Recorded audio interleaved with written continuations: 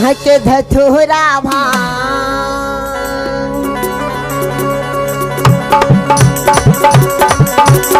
खाके धतूरा भांग भोले बाबा नाच रहे हैं। खाके धतूरा भांग भोले बाबा नाच रहे हैं। कि भोले बाबा नाच रहे कि भोले बाबा नाच रहे।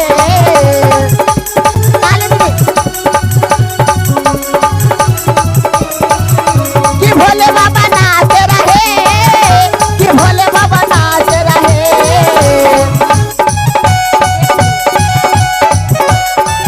भैया एक मिनट भैया भैया ऐसे नहीं। अगर हमारे महादेव नाच रहे हैं उनके भक्त नहीं नाचना चाहिए।